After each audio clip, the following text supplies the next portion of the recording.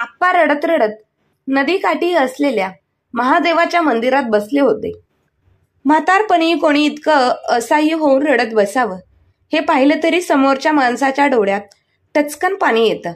तसंच काहीतरी गुरुजींच्या बाबतीत घडलं.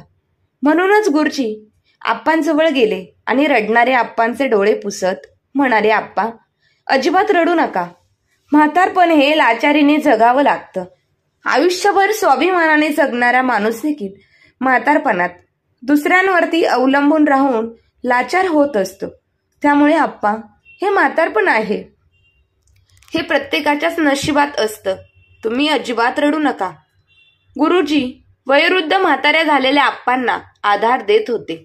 त्यांना देखील कळत होतं की एक दिवस माझ्यावरती देखील ही वेळ येणार आहे. परंतु म्हातारपणात म्हातारा व्यक्ती हा कोणाचा तरी आसरा आणि सहारा शोधत असतो आणि त्याचं मन मोकळं करण्यासाठी त्याला त्या आधाराची गरज असते. तसंच काहीतरी म्हाताऱ्या वयोवृद्ध झालेल्या आप्पांच्या बाबतीत घडत होतं. आप्पांची वेदना, दुःख हे गुरुजींना सर्व काही समजलं होतं. कारण रडून रडून आपण सर्व काही आपल्या मनातलं दुःख गुरुजींना सांगितलं होतं. आणि हे दुःख ऐकून गुरुजींनी आप्पांना सांगितलं, आप्पा, तुम्ही अजिबात काळजी करू नका. चुटकी सरशी मी तुमचे हे दुःख, तुमच्या वेदना दूर करतो. तुम्ही आता फक्त बघत राहा आणि मला फक्त एक दिवस द्या. असे बोलून गुरुजी तेथून निघून गेले. आप्पांची मुलं त्यांना खायला प्यायला देत नव्हती.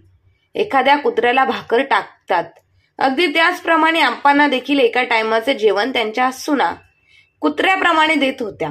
आणि हेच सगळं थांबवण्यासाठी गुरुजींनी अशी एक युक्ती केली की त्यामुळे म्हातारपणामध्ये आप्पांच्या दोन्ही सुनांनी आणि मुलांनी आप्पांना शेवटच्या वेळी तरी खूप चांगल्या प्रकारे सांभाळलं. आणि मरतानी आप्पांनी त्यांच्या दोन्ही मुलांना आणि सुनेला भरभरून आशीर्वाद दिले. परंतु गुरुजींनी असं केलं तरी काय, ते आपण कथेमध्ये पाहूया.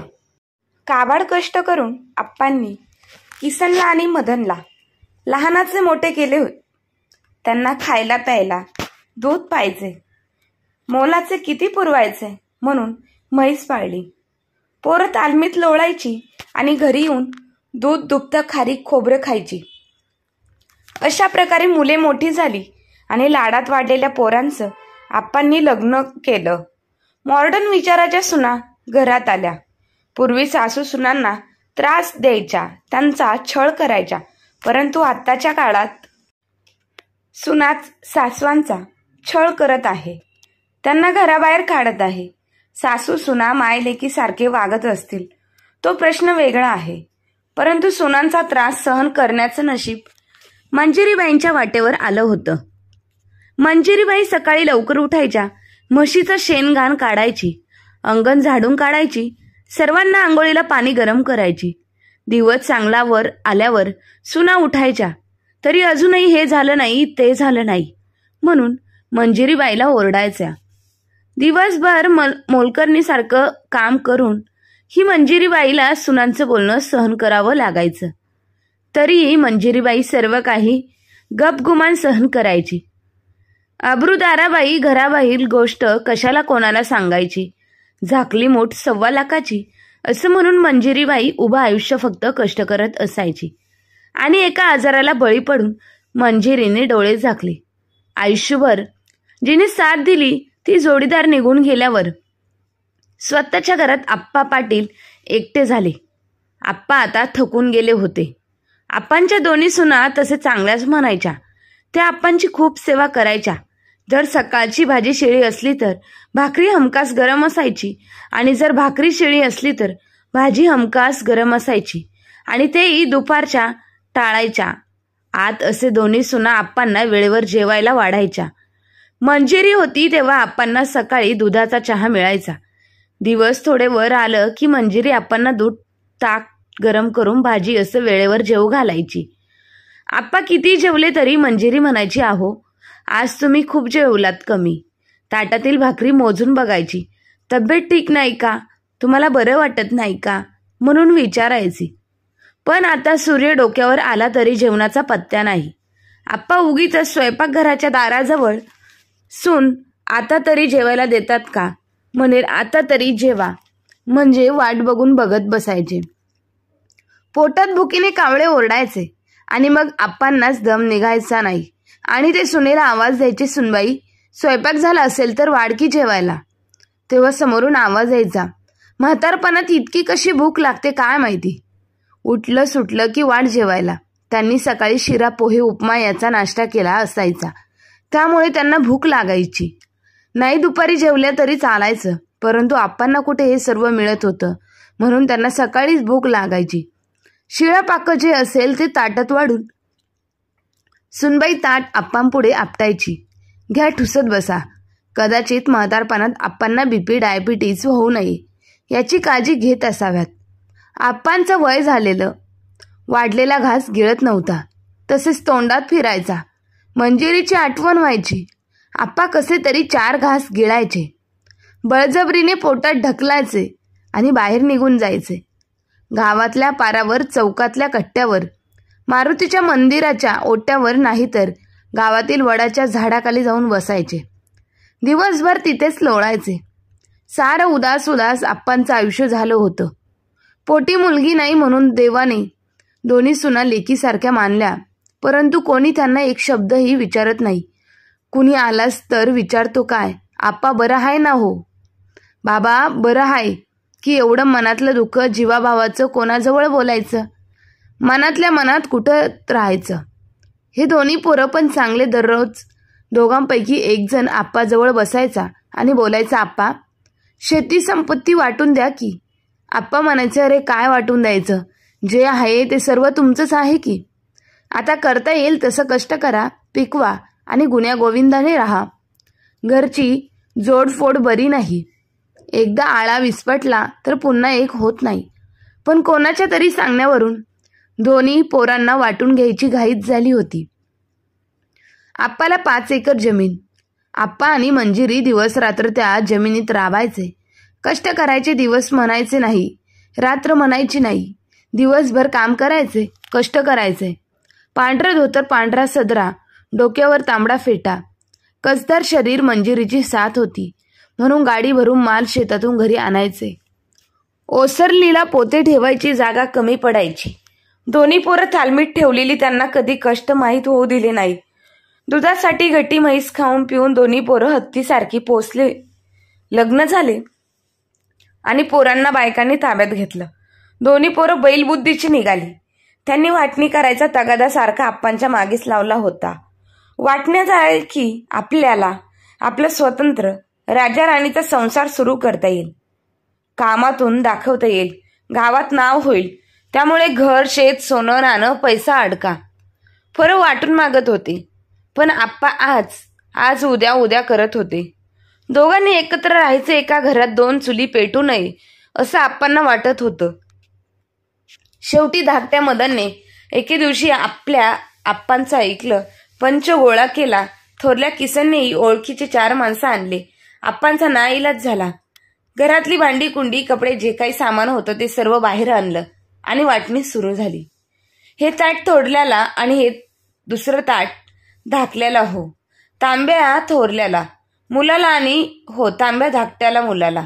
एक थोरल्याला एक धाकट्याला अशी भांड्यांची वाटणी झाली. एक संतरंजी थोरल्याला एक धाकट्याला, एक चादर थोरल्याला एक धाकट्याला. पंच दोघांना समान वाटण्या करून देत होते. एक फाटकं घोंगडं होतं. पंच म्हणाले, याचं काय करायचं, दोघांना अर्ध अर्ध फाडून द्यायचं का. नको नको, ते असू द्या, आपल्याला आप्पांना अंथरायला पांघरायला काही नको का. दुसरा पंच बोलला, बरं. हे आप्पांना असं बोलून ते घोंगडं बाजूला ठेवलं. आता धान्यांची वाटप सुरू झाली. एक गव्हाचं पोतं थोरल्याला आणि एक धाकट्याला. ही एक बाजरीची गोणी मोठ्याला व एक धाकट्याला. तेवढ्यात म्हैस ओरडली. जणू काही ती विचारत होती, माझं काय, अरे मी कोणाच्या वाट्याला आले आहे. तिच्या पुढे गवताची काडी नव्हती. तेवढ्यात एकाने म्हशीकडे हात करून विचारलं, अरे म्हशीचं काय करायचं, म्हैस तर एकच आहे. 2 असत्या तर दोघांना एक एक दिली असती, पण आता काय करायचं. एका पंचांनी विचारलं दुसऱ्या पंचाला. विरोध करण्याची हुक्की आली. दोघांच्यात अर्धी अर्धी करा की. पंचाच्या ह्या बोलण्यावर बाकी सर्व पंच हसले. वय गड्या, बरोबर आहे, म्हशीचे 2 तुकडे करा आणि दोघांना अर्धे अर्धे वाटून घ्या. तसं नको, 2 तुकडे केल्यावर म्हैस मरेल की राहील. पुढचा भाग थोरल्याला देऊ आणि मागचा भाग धाकट्याला. एक वैरण घालत जाईन आणि एक दूध पिळत जाईल. म्हणजे एकाने वैरण घालायची आणि एकाने दूध प्यायचं. वा रे वा. सारे पंच खदखदून हसत होते. तेव्हा आप्पा म्हणाले, म्हशीचं वैरण पाणी मी बघतो, मला तरी काय काम आहे. आणि दूध दोघांनी घेत जावा. अशा प्रकारे म्हशीची वैरण पाणी झाडलोट आबांनी करायची आणि दूध दोन्ही मुलांनी घ्यायचे. हा निर्णय सर्वांमध्ये मंजूर करण्यात आला. आता घराची वाटणी सुरू झाली. दुष्ट आबांची दुष्ट नजरेने दोन्ही मुलांसाठी 2 खोल्यांची नियोजन घर बांधण्यातच केले होते. ही ह्या बाजूची खोली थोरल्याला आणि ह्या बाजूची खोली धाकट्याला. पंचांनी खुलासा केला. बरं मग आता आप्पांनी कुठे झोपायचं? एका पंचांनी विचारलं. आप्पा खोलीतील वस्त्रीला मोठा मुलगा म्हणाला, नको, मी आपलं मंदिराच्या वट्ट्यावर झोपत जाईल. आप्पांनी स्वतः म्हटलं. आप्पांनी स्वतःच मंदिराच्या वट्ट्यावर झोपण्याचा निर्णय घेतला आणि घराची वाटणी झाली. आता राहता राहिली शेतीची वाटणी. 1 एकर जमीन आहे. 2 एकर लहान्याला आणि 1 एकर आप्पांच्या नावावर असे म्हणत पंचांनी सर्वांकडे नजर फिरवली. होय होय, आप्पांच्या नावावर सुद्धा जमीन असायला हवी. दुसऱ्या पंचांनी पाठिंबा दिला. तेवढ्यात धाकटा मदन म्हणाला, आप्पाच्या नावावर कशाला, दोन्ही भावांच्या नावावर 2.5 एकर करा. आप्पांचं आता आयुष्य किती राहिलंय? पुन्हा खातेफोड करायला तलाट्याकडे जा आणि तालुक्याला तहसीलाला कार्यालयात हेलपाटे घाला. पुन्हा पुन्हा तेच करत बसायचं का? होय गड्या. आप्पा काय आता पिकलं पान पुन्हा कोणी हेलपाटे घालायचं? त्यापेक्षा 2.5 एकर दोन्ही मुलांच्या नावावर करा. एका पंचाने त्याचे मत सविस्तर मांडले आणि त्याला सर्वांनी होकार दिला. शेत झालं, पैसा अडका, सोनं नाणं नव्हतं. जे सोनं होतं ते मंजिरीने अगोदरच दोन्ही सुनांच्या अंगावर समान घातलं होतं. अशा प्रकारे सर्व वस्तूंची समान वाटणी झाली. पण एका माणसाने मुद्दा उपस्थित केला. सर्व वस्तूंची वाटणी झाली खरं, पण आता आप्पांनी जेवायचं कोणाकडे? का त्यांनी आता हवेवरच जगायचं? ही गोष्ट खरी होती. आप्पांना खायचं काय? सगळे पंच एकमेकांच्या तोंडाकडे पाहू लागले. दोन्ही पोरे एकमेकांकडे पाहत होते आणि हळूच आपल्या बायकांकडे पाहत होते. बायका सर्वांच्या नकळत डोळ्यांनीच नकार दर्शवित होत्या. दोघांपैकी एकही मुलगा मी माझ्या जन्मदात्याला खाऊ घालतो असे म्हणत नव्हते. बायकोने मानेने झटका दिला की दोन्ही पोरं खाली मान घालून उभे राहायचे. तेव्हा एका पंचाने तोडगा काढला. आप्पा सकाळी मोठ्या मुलाकडे जेवण करतील आणि संध्याकाळी लहान मुलाकडे. हा काय मंजूर? दोन्ही मुलांनी होकारार्थी माना हलवल्या. अशा प्रकारे आप्पांच्या जेवणाचीही वाटणी झाली आणि पंचही आपल्या घरी निघून गेले. वाटण्या झाल्यामुळे दोन्ही मुलांना व सुनांना आनंद झाला होता. कर्तृत्व नसताना आपल्या वडिलांच्या संपत्तीचे मालक म्हणून मिरवताना कोणाला आवडत नाही. आप्पांची मात्र खाण्यापिण्याची दैनू होऊ लागली. सकाळी किसनच्या दारात आप्पा जेवणाची वाट बघत बसायचे. सुनबाई नुसते इकडून तिकडून घरात मिरवायची, पण आप्पांना काही जेवायला लवकर वाढत नव्हती. आप्पांनी जेवायला मागितलं तर म्हणायची, उठ सूट म्हातारा, नुसतं जेवायला मागतोय. सकाळ संध्याकाळचं एकदाच खात का कोणीच ठाऊक. मोठी सून फटाफटा बोलून घ्यायची. आप्पांची कुत्र्यावाणी गत झाली होती. ते कसे तरी 4 घास पोटात घालायचे. रात्री जेवायला यायची ही आप्पांची इच्छा व्हायची नाही. कधी जेवायला यायचे तर कधी तसेच उपाशी मंदिराच्या ओट्यावर घोंगड्यावर झोपून जायचे. दिवसभर कसा तरी जायचा. एखादा कोणी ओळखीचा माणूस मंदिराच्या ओट्यावर येऊन बसायचा. गप्पा गोष्टी करायचा. मंदिरात जाऊन हात जोडायचा. थोडा वेळ आप्पांजवळ बसायचा आणि निघून जायचा. रात्री आप्पा एकटेच असायचे. आलेला दिवस ढकलला पाहिजे म्हणून मनातल्या मनात झुरत होते.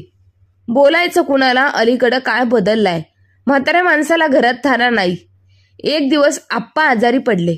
अंगात ताप भरला होता. छातीत कप भरला होता. सारं अंग ठणठणत होतं. खोकल्यासारखा येत होता. आप्पा तसेच खोकत होते आणि ताप आल्यामुळे थंडी वाजूनही येत होती. म्हणून मंदिरात जाऊन झोपले होते. तिथं केवळ एक तेलाचा दिवा मिणमिणत करत होता. बाकी सगळे अंधारच अंधार. आप्पा खोकत होते आणि तेव्हाच ह्या गावचे गुरुजी देवापुढे उभे राहून दर्शन करत होते. खोकल्याचा आवाज ऐकून त्यांनी विचारलं, कोण आहे इथे? आप्पांनी गुरुजींचा आवाज ओळखला. काय हो गुरुजी, मी आहे. आप्पांचा आवाज ऐकून गुरुजी म्हणाले, आप्पा तुम्ही? होय गुरुजी. पण आप्पा तुम्ही इथं काय करताय अंधारात? असे म्हणत गुरुजी आप्पांजवळ जाऊन बसले आणि जीवाभावाचा माणूस म्हणून बाबांनी सर्व इतिहास गुरुजींना सांगितला. झालेली वाटणी, सुनांचे टोचके बोलणे, मुलांनी केलेली फरफट, सर्व काही गोष्टींचा रामायण आप्पांनी गुरुजींना भडभडून सांगितले. आप्पांचं मन मोकळं झालं. भरून आलेलं आभाळ ओसरलं. आप्पा डोळे पुसत शेवटी म्हणाले, गुरुजी, जगण्यात काय अर्थ नाही बघा. म्हातारपण आणि कुत्र्याचं जीवन सारखंच असतं. आता मेलेलं बरं. करायचं काय तरी आहे. आता जगून हे सगळं असे हलापेष्टा मरण आलेलं कितीतरी पटीने चांगलं. आप्पांचे बोलणे ऐकून गुरुजी पण भावुक झाले. एकेकाळचा आप्पांचा रुबाब त्यांना आठवला. गावात किती दरारा होता आप्पांचा, किती मान होता त्यांना गावात. आप्पा रस्त्याने जायचे तेव्हा लोक मान खाली करून हात जोडून नमस्कार करायचे. सगळं गाव पोसायची आप्पामध्ये ताकद होती. दारात आलेल्या माणसाला रिकाम्या हाताने करत पाठवायचं नाही, अशी आप्पांची हस्ती होती. आणि त्याच आप्पांचे आज हे हाल. गुरुजींनी थोडा वेळ विचार केला आणि म्हणाले, आप्पा तुम्ही काळजी करू नका. तुमचे दोन्ही पोरं माझ्या हाताखाली शिकलेलेत. मी जाऊन त्यांचं कान भरतो. तुम्हाला ते बोलायला येतील तेव्हा तुम्ही घरी जा. आणि काय नको गुरुजी, कोणाचं पोरं अन कोणाचं घर. आप्पा असं निराश होऊन नका. मी चलतो. या पोरांची कान उघडणी कशी करायची ह्या विचारात गुरुजी आप्पांच्या घरासमोर आले. थोरला मुलगा किसन नुकताच जेवण करून ओट्यावर तंबाखू मळत बसला होता.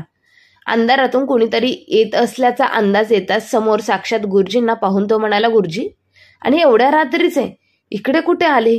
सहज फिरत फिरत या गुरुजीचा बरं या बरं झालं आले. त्याने गुरुजींना बसायला सतरंजीवर जागा दिली. गुरुजी बसले आणि किसनने त्याच्या बायकोला गुरुजींसाठी तांब्या भरून पाणी आणायला सांगितले. आणि सुरुवातीला इकडच्या तिकडच्या गप्पा झाल्या. पाऊस काय पडेना बघा गुरुजी, पीक वाढून चालली आहे. सगळीकडे की नाही दुष्काळाचे चिन्ह दिसत आहे. पाऊस पाण्यावर बोलणं झालं. अन्नधान्याची उणीव, गुरांना चारा नाही, विहीर आटून जात आहे. पिण्याच्या पाण्याची समस्या निर्माण झाली आहे. आणि आता त्या परिस्थितीला कंटाळून नापिकीमुळे हातात कर्जबाजारी, शेतकऱ्यांच्या आत्महत्या, या सगळ्या विषयांवर बरेच बोलणे झालं.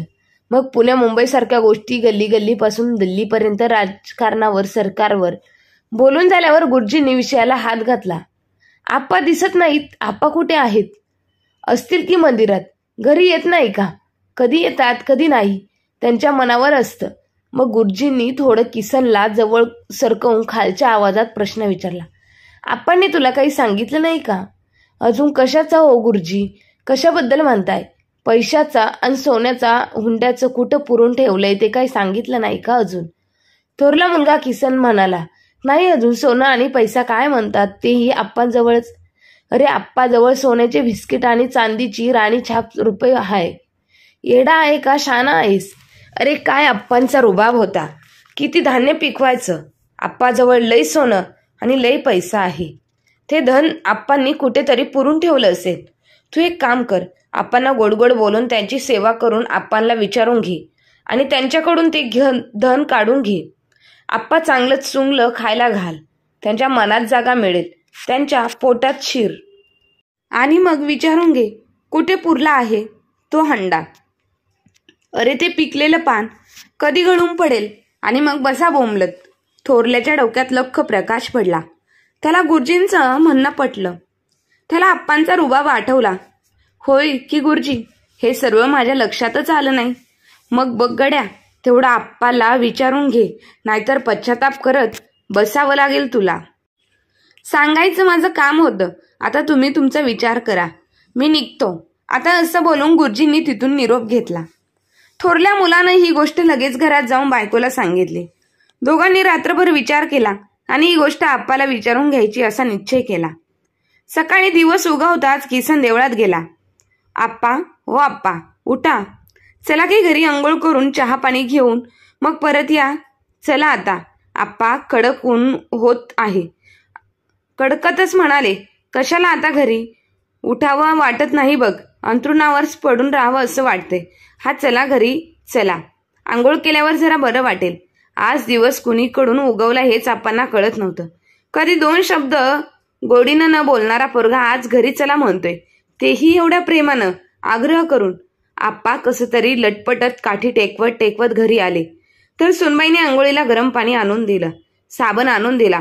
रोज विहिरीवर थंड पाण्याने अंघोळ करणाऱ्या आप्पाला आज गरम पाण्याने अंघोळ केल्यावर जरा हलकं हलकं वाटायला लागलं. तेवढ्यात गरम गरम पोहे आणि चहा. आप्पाला समाधान वाटलं.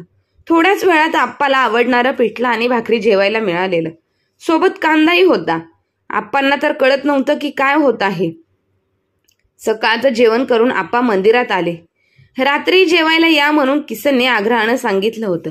आज मोठा भाऊ आप्पांची इतकी का सेवा करतोय हे धाकट्यानं मदनला कळत नव्हतं. गुरुजीने मदनलाही चौकात गाठलं आणि आप्पाजवळ असलेल्या सोन्याबद्दल आणि चांदीबद्दल त्यालाही सर्व काही किसनला जे काय होतं तेच सांगितलं आणि म्हणाले, तुझा मोठा भाऊ आप्पांची खूप सेवा करतोय. तो आप्पाला गोडगोड बोलून त्यांची सेवा करून त्यांच्याकडून सोन्याच्या हांड्याबद्दल माहीत करून घेईल. मग तू बस त्याचं तोंड पाहत. जर तुलाही तो हंडा हवा असेल तर तुलाही तुझ्या मोठ्या भावाप्रमाणे आप्पांची सेवा करावी लागेल. आप्पांच्या मनात जागा निर्माण करावी लागेल.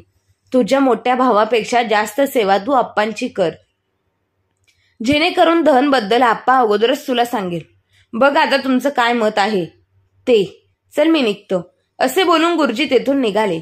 इकडे रात्री जेवण झाल्यावर किसन बाप्पांजवळ जाऊन विचारलं, आप्पा, तो सोन्या चांदीचा आणि पैशांचा हंडा कुठे पुरून ठेवलाय हो?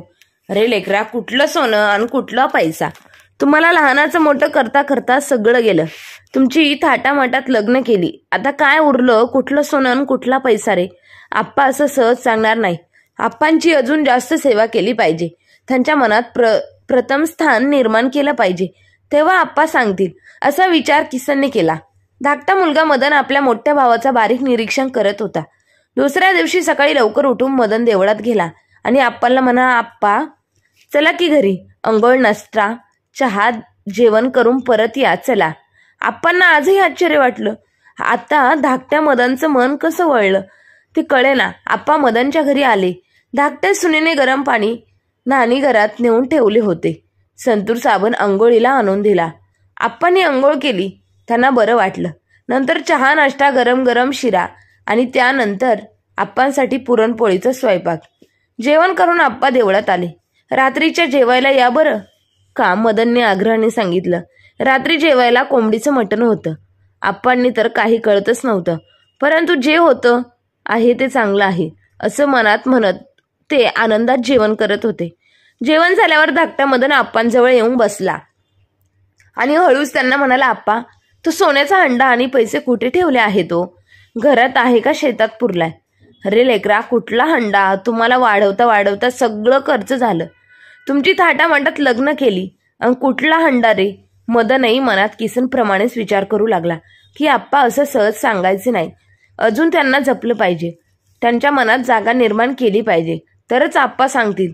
दुसऱ्या दिवशी सकाळी पुन्हा थोरला मुलगा किसन आप्पांना बोलवायला मंदिरात गेला आणि आप्पांना घरी घेऊन आला. आप्पा घरी आले. आजही आप्पांना आंघोळीला गरम पाणी होते. आप्पा आंघोळ करायला गेले तेव्हा थोरली असून म्हणाली, आप्पा, पाठ घासून देऊ का?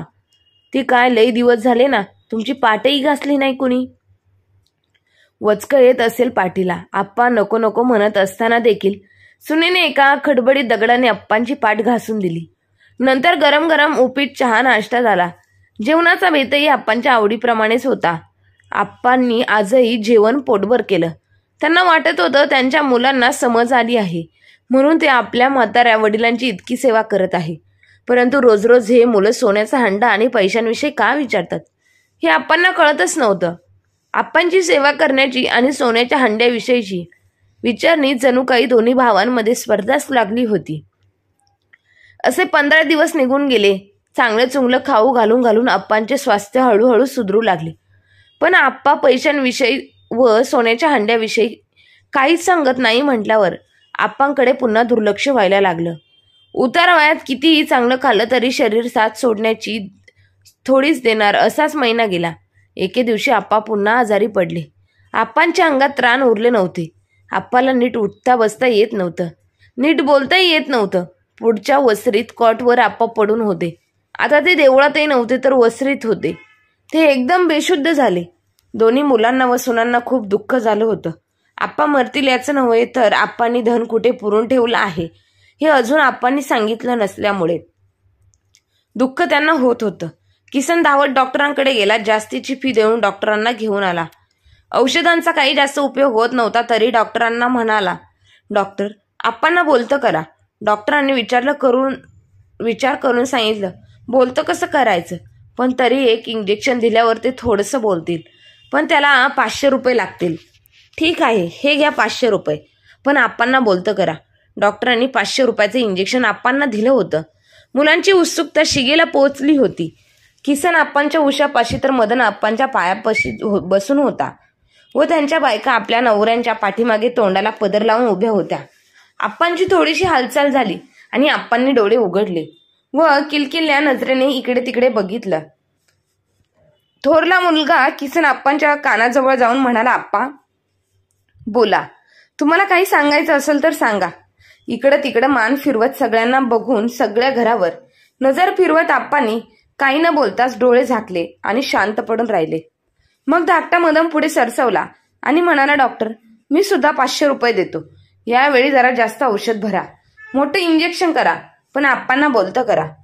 यावेळेस डॉक्टरांनी जसं जास्त डोस भरला. आप्पांना इंजेक्शन दिले. पॉवर जास्त असल्यामुळे आणि अगोदरच्या इंजेक्शनचा थोडा इफेक्ट असल्यामुळे आप्पांनी चटकन डोळे उघडले. थोडीशी हालचाल झाली. होठ थरथरले. मदन आप्पांच्या कानाजवळ जाऊन म्हणाला, आप्पा बोला, तुम्हाला काहीतरी सांगायचे आहे, पटकन बोला. काय सांगायचे ते लवकर बोला. आप्पांच्या तोंडातून शब्द फुटत नव्हते. त्यांनी उजवा हात कसा तरी थोडा वर केला आणि 2 बोटं वर केले. ते काहीतरी बोलण्याकरिता होठ हलवत होते, पण तोंडातून आवाज येत नव्हता. फक्त होठ थरथरत होते. इतक्यातच मुलं म्हणाले, काय आप्पा, काय म्हणताय? 2 हंडे पुरून ठेवले आहेत, पण कुठे आहेत ते हंडे? शेतात की घरात? बोला आप्पा, लवकर बोला. तुमच्याजवळ वेळ खूप कमी आहे, लवकर बोला. आप्पांनी नकारार्थी मान हलवली. आता आप्पांच्या अंगात थोडा जीव आला होता. 2 बोटं वर नाचवत आप्पा अस्पष्ट आवाजात पुटपुटत म्हणाले, अरे पोरांनो, कुठला हंडा आणि कुठला पैसा? मी तुमच्या लग्नाला गुरुजींकडून 2000 रुपये उसने घेतले होते, ते अजून परत केले नाहीत. माझी इच्छा आहे की तुम्ही दोघांनी मिळून 1000 रुपये करून गुरुजींचे 2000 रुपये परत करा, तरच माझ्या आत्म्याला शांती लाभेल. आणि मुलांनो, तुम्ही माझी मरत्यावेळी खूप सेवा केली आहे, म्हणून मी तुम्हाला आशीर्वाद देतो. तुम्हाला सर्व ऐशोआराम मिळो, तुमची प्रत्येक इच्छा पूर्ण हो, देव तुम्हाला जे नेहमी सुखी ठेवो, असे म्हणत आप्पांनी डोळे मिटले. ते परत कधीच न उघडण्यासाठी.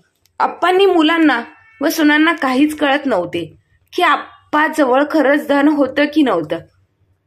त्यांनी सर्वांनी सुखी मनाने आप्पांचा अंतिम संस्कार केलं आणि जेव्हा ते घरी आले तेव्हा गुरुजी सुद्धा तिथे आले होते. ते म्हणाले, किसन, मदन, मला तुम्हाला एक सत्य सांगायचं आहे. मी तुम्हाला खोटं बोललो होतो. तुमच्या वडिलांची कोणतीच जमापुंजी नव्हती आणि त्यांनी कोणताही हुंडा कुठेही पुरून ठेवला नव्हता.